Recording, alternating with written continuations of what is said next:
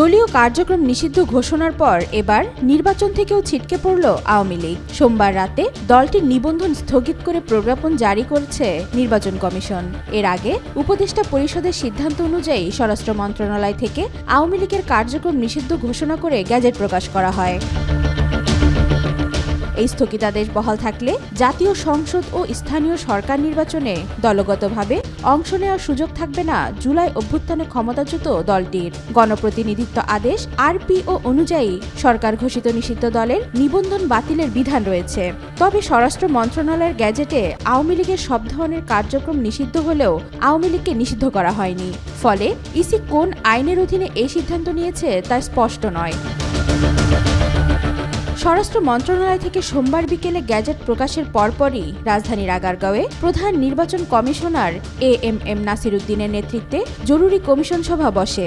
3.5 ঘণ্টারও বেশি বৈঠকের পর রাত 9:15টায় ইসি সচিব আক্তার আহমেদ বলেন, আপনারা জানেন আজ স্বরাষ্ট্র মন্ত্রণালয় থেকে বাংলাদেশ আওয়ামী লীগ তার অঙ্গ সংগঠন ও ভ্রাতৃপ্রতিম সংগঠনগুলোর কার্যক্রম নিষিদ্ধ করেছে।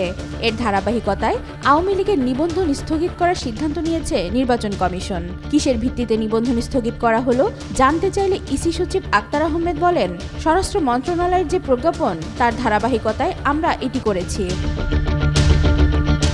বৈঠকে সিইসি সহ নির্বাচন কমিশনার আনাউরুল ইসলাম, আব্দুর রহমানেল মাসুদ, সিনিয়র সচিব আক্তার আহমেদ ও সংশ্লিষ্টরা উপস্থিত ছিলেন। সচিবের বক্তব্যের আধা ঘণ্টার মধ্যে ইসি সচিবালয় প্রজ্ঞাপন জারি করে, কিন্তু তাতে কোন আইন বা বিধিমালায় নিবন্ধন স্থগিত করা হয়েছে তা বলা হয়নি। প্রজ্ঞাপনে বলা হয়েছে, সরকার কার্যক্রম নিষিদ্ধ করায় ইসি ও আওয়ামী লীগের নিবন্ধন স্থগিত করেছে। যদিও গণপ্রতিনিধিত্ব আদেশ ও রাজনৈতিক দল নিবন্ধন বিধিমালার কোথাও সুস্পষ্ট কোনো নির্দেশনা নেই।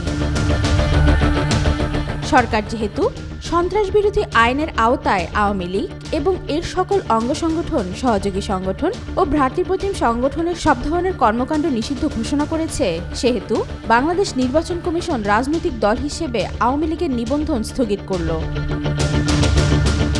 এ বিষয়ে জানতে চাইলে সরকারের সংস্কার বিষয়ক জাতীয় ঐক্যমত কমিশনের সদস্য ড বদিউল আলম মজুমদার বলেন, ইসির প্রজ্ঞাপনে কোন আইন বলে এটা করা হয়েছে তা উল্লেখ থাকলে ভালো হতো। তিনি বলেন, নিবন্ধন স্থগিত হওয়ার পর কোনো দলের নির্বাচনে অংশ নেওয়ার সুযোগ থাকে না। ইসি সংশ্লিষ্টরা জানিয়েছেন, জাতীয় সংসদ ও স্থানীয় সরকার নির্বাচনে দলগতভাবে অংশ নিতে হলে ইসির নিবন্ধন বাধ্যতামূলক। এই মুহূর্ত থেকে আওয়ামী লীগের মনোনীত কোনো প্রার্থী দলীয় প্রতীকে কোনো ধরনের নির্বাচনে অংশ নিতে পারবে না। ওয়াহিদা পারভীন ইশিতা, আজকাল।